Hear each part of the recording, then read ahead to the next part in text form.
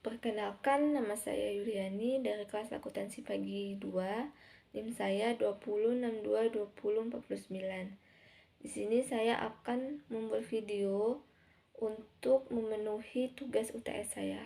Pertama itu, biaya operasional adalah biaya yang diperlukan untuk melakukan kegiatan dalam suatu proses produksi dalam kurun waktu relatif singkat, biasanya kurang dari 1 tahun. Contohnya itu biaya makan dan air. Yang kedua, jangkauan yang lebih luas. Lagi-lagi faktor internet sebagai media distribusi informasi menjadikan digital marketing dapat menjangkau calon konsumen kita lebih luas dibandingkan dengan cara konvensional. Yang ketiga itu memperbanyak produksi dan memperlancar proses penjualan. Yang dimaksud itu seperti suatu barang atau jasa, baik menggunakan calo maupun tidak. Lalu yang keempat itu persaingan itu baik untuk usaha. Ini akan memaksa kita untuk berinovasi dan tetap berada di depan kurva. Namun persaingan itu juga bisa mengintimidasi. Yang kelima itu untuk membangun sebuah usaha baik itu di bidang apapun, tentu perlu dipikirkan dengan matang terkait usaha apa yang akan dijalani. Untuk soal nomor 2 itu jawabannya yang pertama, perbankan digital itu layanan atau kegiatan perbankan dengan menggunakan sarana elektronik atau digital milik bank atau melalui media digital milik calon nasabah atau nasabah bank yang dilakukan secara mandiri. Lalu yang kedua itu kupon belanja digital. Apa sih yang masuk kupon belanja digital? Itu yaitu alat transaksi penukaran dengan nominal tertentu dalam jangka waktu yang sudah ditentukan. Kita bisa menggunakan voucher dalam pembelian kategori makanan, minuman, dalam kegiatan hiburan, fashion, beauty, lifestyle, dan lain sebagainya. Lalu yang ketiga itu kartu loyalitas pelanggan digital. Yang dimaksud loyalitas pelanggan yang paling sering dijumpai yaitu membership card atau keanggotaan.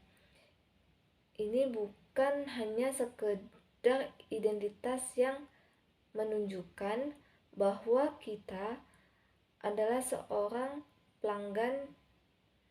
Di balik itu membership card juga hadir dengan beragam manfaat yang bisa dinikmati. Yang keempat, layanan klik dan ambil.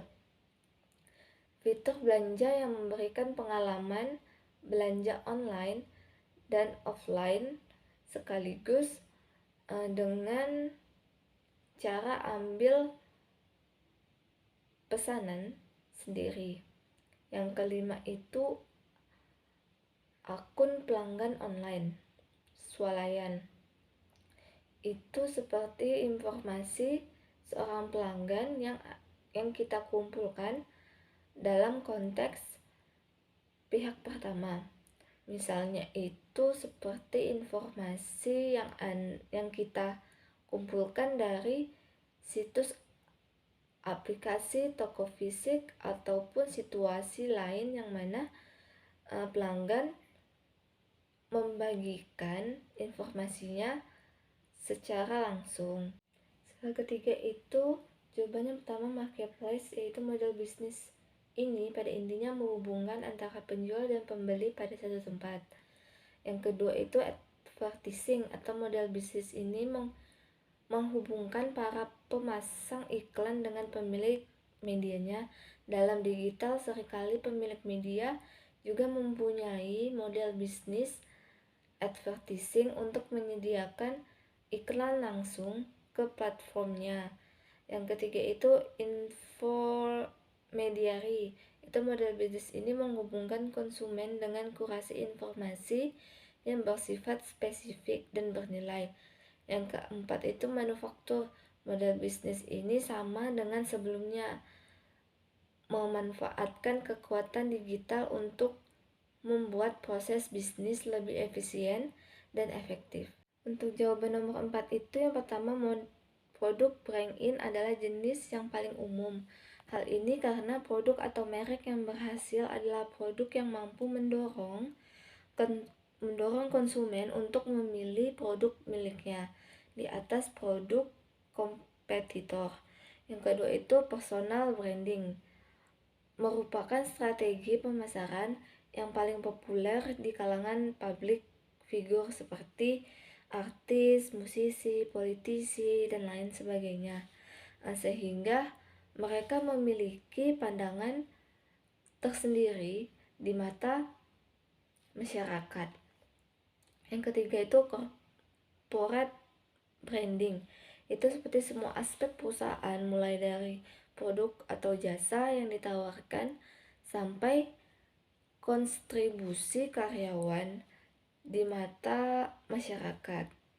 Hal ini sangat penting untuk mengembangkan reputasi perusahaan di pasar.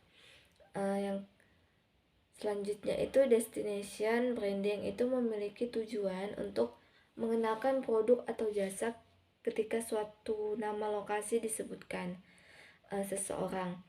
Contohnya itu seperti Wonderful Indonesia atau Enjoy Jakarta. Selanjutnya itu cultural branding, itu merupakan usaha pemberian identitas atau merek yang disesuaikan dengan keadaan, reputasi, budaya, kebiasaan suatu bangsa, lokasi, atau orang-orang dari daerah tertentu. Salah satu contohnya yaitu budaya bersih-bersih dan disiplin warga negara Jepang. Jawaban nomor 5 itu yang pertama, biaya iklan yang harus kita bayar ketika iklan sudah dilihat atau menjangkau 100 orang. Itu misalkan nilai CPM iklan ditarik sebesar 50.000, itu berarti harga iklan adalah 50.000 untuk 1000 tayangan atau 50 untuk sekali tayang. Yang kedua itu rasio klik tayang, yaitu presentase orang yang melibatkan video kita dan memutuskan untuk mengkliknya. Jadi jika 100 orang menyarankannya kepada mereka dalam sehari atau dalam pencarian dan 2 orang mengkliknya, rasio klik tayang kita adalah 2%. Yang ketiga itu biaya per akuisisi. Itu metrik yang digunakan untuk mengukur berapa biaya untuk mendapatkan pelanggan baru. Yang keempat itu iklan berbayar atau pay per click, merupakan sebuah model di mana iklan yang diklik akan dibayar oleh pemasang iklan. Contohnya itu paling populer dari PPC adalah Google Ads. 5 total menit adalah waktu yang dihabiskan untuk menonton iklan. Contohnya program yang kita tonton berdurasi 3-60 menit, maka iklan yang hadir akan mengambil waktu menonton kita rata-rata antara 30-40% dari total program yang kita saksikan. Sekian penjelasan dari saya. Apabila ada kesalahan mohon dimaafkan. Wabillahi taufiq wal hidayah. Wassalamualaikum warahmatullahi wabarakatuh.